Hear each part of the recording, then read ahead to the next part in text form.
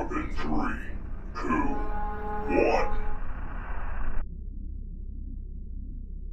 Alright, computer, let's hook up to the local GNet hub and get this show on the road. Initiating connection to Jupiter GNet Hub.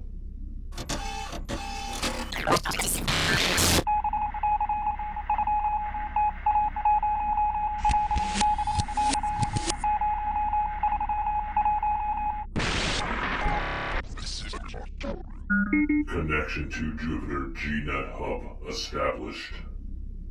Okay, computer, open up comms to all our viewers and begin transmitting our latest file. Transmitting John and the spaceboat. The Grift. When we were at the bar, remember how I and everyone else laughed? We weren't laughing 1 month ago, when one of our contacts asked us to run this operation. Know anything about spacer grifts? Besides what most Terrans suspect. Eh, John? Blaze smiled, sipping more kvass from his bottle, and then playfully pointed at John's holocam, adding, "If not, I'll be happy to give you and your viewers more and juicy info." Well, I know that once in a while, spacers organize special races, where armed escape pods dive into battle escorted by interceptors piloted by their best aces. Those grifts, as you call them, Mr. Morrison, we know that you swindle, corrupt, dishonest traders, but that's all rumor. Mostly. Cautiously stated John, while keeping an eye on his comment section. Never mind that he had only a hazy idea what exactly spacers meant when they said grift. More than a few of his subscribers shared their suspicions. Thousands were now locked in a furious comment battle, each of them vouching for their own interpretation, trying to legitimize their theory. Most were backed up by only rumor and hearsay, since not very many people, even amongst the Terrans, were privy to spacer secrets. The death pod races? Yes, I participated in 155 of those before I got married. My sisters and cousins were constantly pestering me to fly interceptor duty for them. I had to make them roll dices or throw cred coins. There's only one of me and dozens of them. Blaze again waved his hand, his insouciant statement causing yet another tsunami of responses in John's comment section. I could tell you how many pirates and other scums we shot dead during each of these races, but this is not a spacer bar, and our chat is not a table-telling match. Blaze reached inside the stasis box and produced another bottle of kvass. Popping it open, he took one big gulp from it before throwing the new bottle to John, who also finished his and was keen on drinking more. Quite refreshing, non-alcoholic, and filling this kvass was. To simply put, a spacer's grift is what we meticulously plan and then pull off when someone asks for our help. Outside Terran space, there are plenty of dishonest business people preying upon common citizenry. Corrupt bureaucrats lining their own pockets with other people's money and hungry for bribes. Slimy politicians. In essence, what we do is relieve them of their ill-gotten gains and then make sure their victims are properly compensated. We are prepared to go the extra light here, hack, steal, bamboozle, everything to succeed. In some rare cases, we are prepared to kill, but that's not the true purpose of the grift. Causing severe financial harm to the target is. You do know that we no longer have these problematic types causing trouble around here. Ask your viewers, John. When was the last time you heard about anything even remotely similar happening on our colonies? They will probably mention some rare cases, but that's only because you have so many subscribers. Sure enough, John was popping the cap from his new bottle and extending the sipping straw. Indeed, a number of comments appeared. each telling a short story of some dishonest alien businessman chased away and banned from ever entering Terran space ever again. The last career politician was hanged publicly, way before John was born, shortly after the Great War had ended. No loss there. Humanity was way better off without that parasitic presence and the otherwise inept in anything else but good manipulators and skilled liars. It was my second big one, you see. Not that I'm actively avoid any and all grift opportunities, it's just that most of my strength lies elsewhere. Blaze gently tapped the grip of his pistol, smiled, and again reached into the stasis box. John would assume that after consuming copious amounts of pelmani, the spacer would stop eating. He would assume wrong. From within the box, Blaze produced a steaming hot, wrapped in a washable vac foam, thick, deep-fried pancake. Its ends were folded, forming something akin to what Italians would call a calzone. Yet John knew that this was a shibboleth. Blaze bit from it slowly and carefully because said pancake was piping hot. Blew a couple times, trying to prevent his tongue from getting burned. Catching his look, the spacer gently pushed the stasis box towards him and nodded. John only had followed the steam, and soon he too was enthusiastically trying to cool the shibboleth for him to take a bite.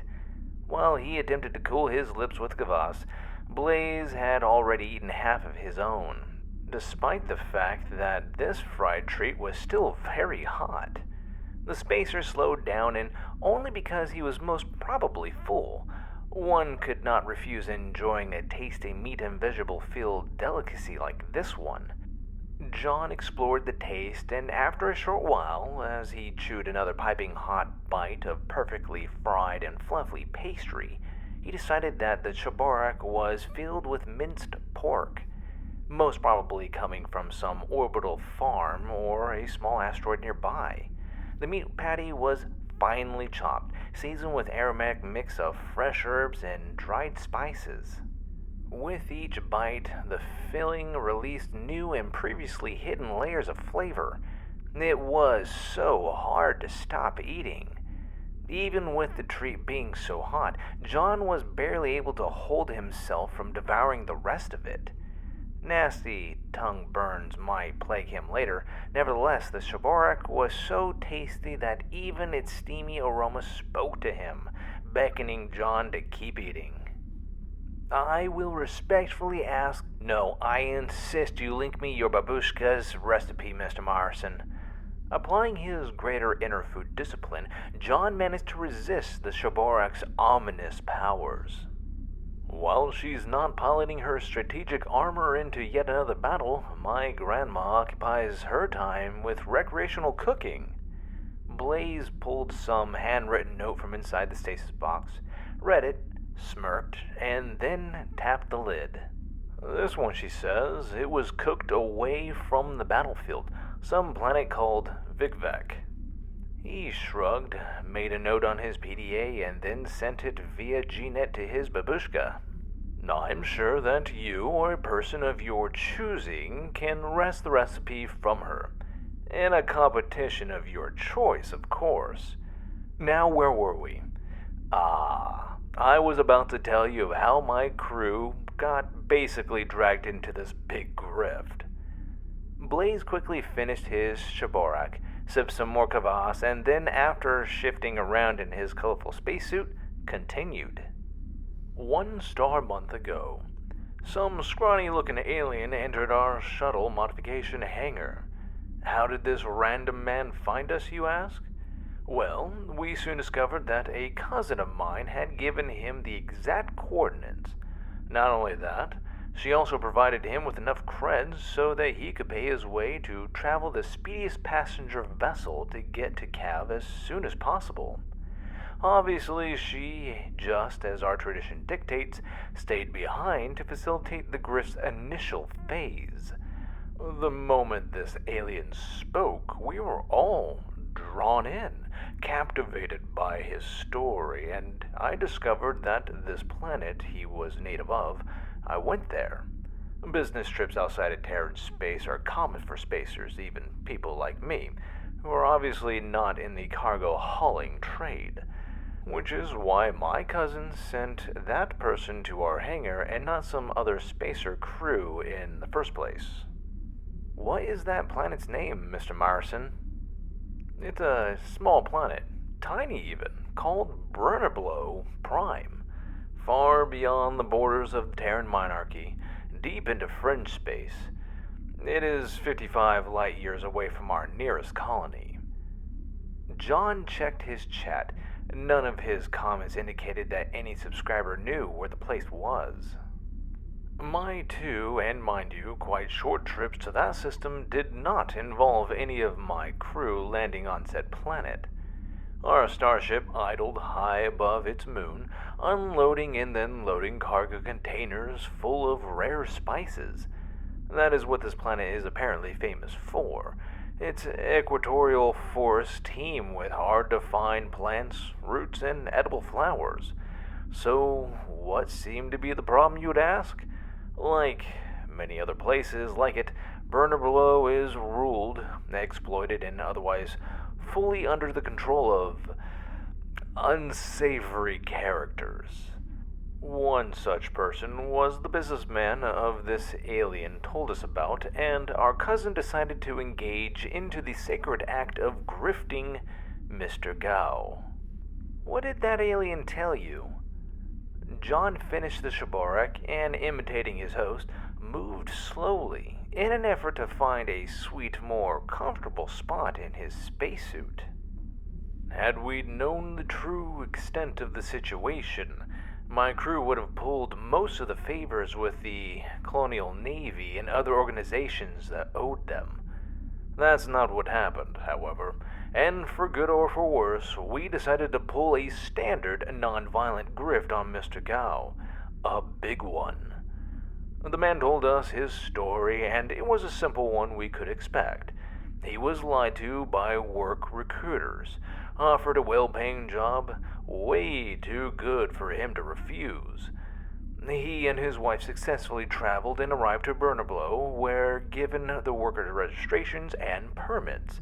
The moment they got to the workplace, however, the foreman gleefully informed them that they owed an absolutely humongous sum of money for travel expenses, fixing their papers, and 1 year prepaid workers' taxes. Even the daftest of individuals would have realized right then that they were swindled, and in effect sold off into indebted servitude. There was no way he and his wife could ever make nearly enough money to repay that debt. They had to work for decades. Luckily, after meeting with our cousin, the alien was able to escape from the spice plantation. Leaving behind his wife, he swore to aid our cousin in her information-gathering mission. The man traveled to Cav. Didn't take us long to form the basic plan and then implement it. We signed the trade contract links, ordered the mock-up cargo, and before harboring there, paid all the Brunnerblow government trading fees. Now it was John's turn to react emotionally. If something could move a good, law-abiding H-logger like him, it was useless big government bureaucrats stealing people's hard-earned creds in the form of taxes and fees, not to mention robbing working sentients of their fair pay.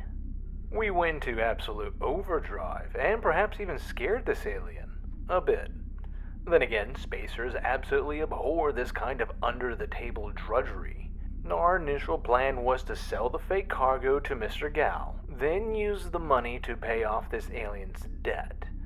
We modified it en route to our destination, finally decided to actually steal the slimy businessman's entire inventory.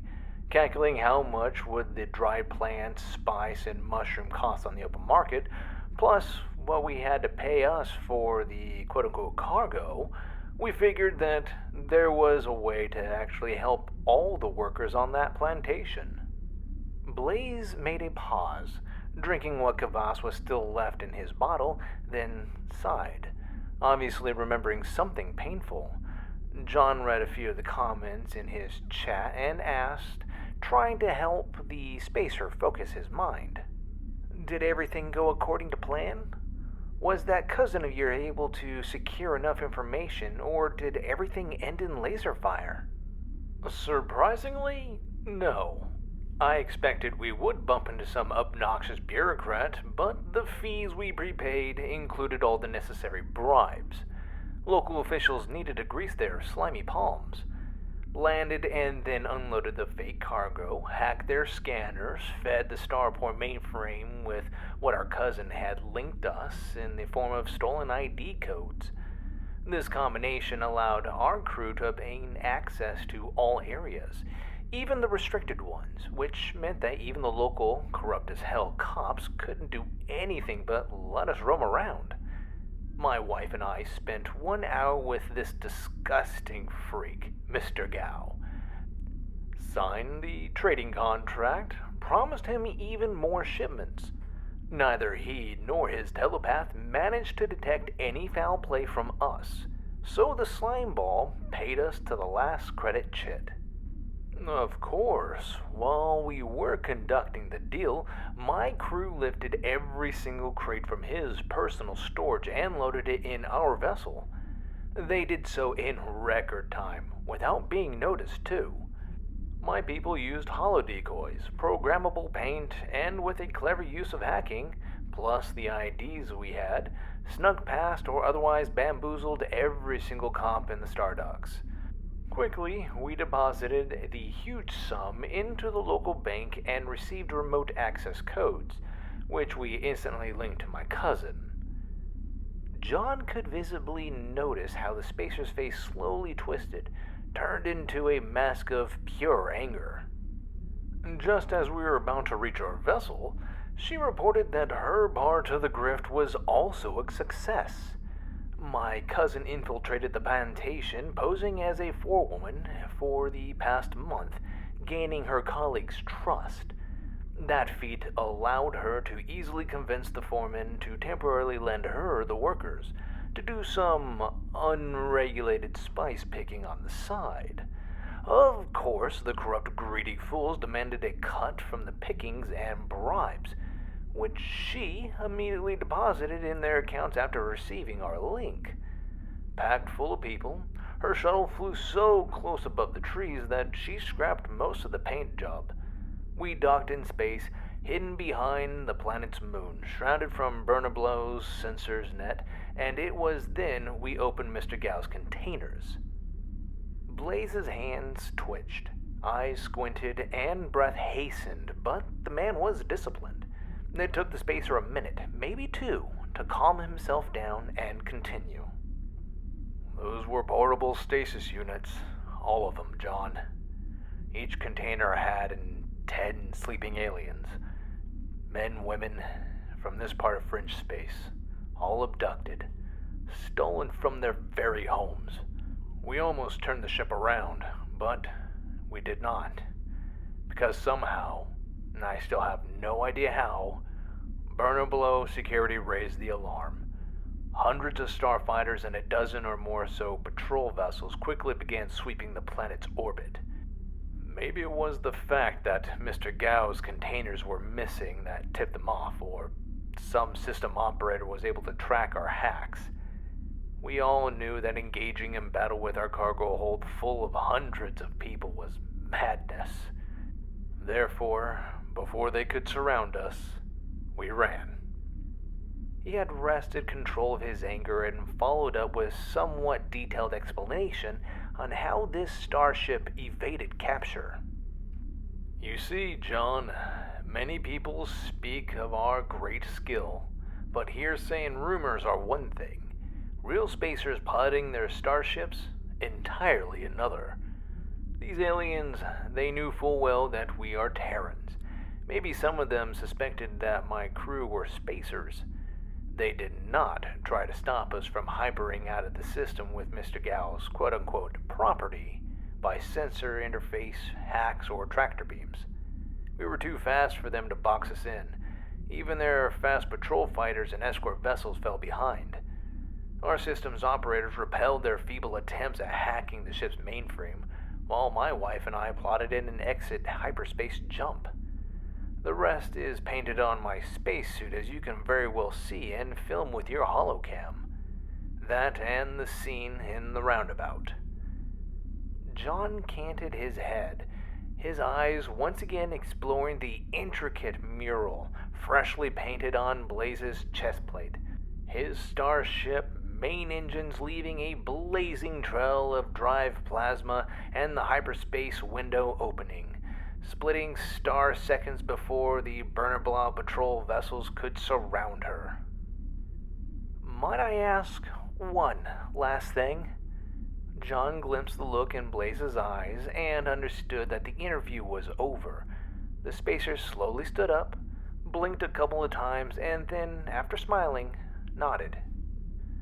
What was the fake cargo you sold Mr. Gao? Blaze swiped over his PDA and, chuckling, pointed at the glowing hololist projected between them.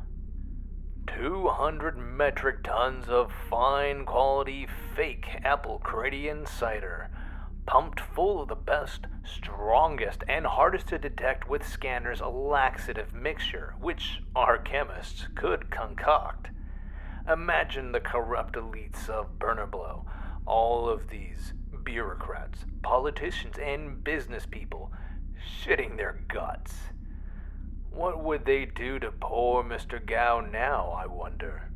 After all, most high-end clubs and restaurants on the planet are owned by him. John joined Blaze as they laughed with gusto, directed their steps towards the exit. One small, wearing a worn-out but otherwise perfectly maintained spacesuit shadowy figure emerged from inside a long-forgotten, seemingly defunct service tunnel. Eyes followed the two humans. This person chuckled too, before his hand reached for some item mag-locked on his belt. Okay, computer, that's it. Disconnect from the local GNet hub and set course for Kavora. Disconnecting GNet. Setting course. Kavora. Spooling engines now. Initiating. Jumping in 3, 2, 1.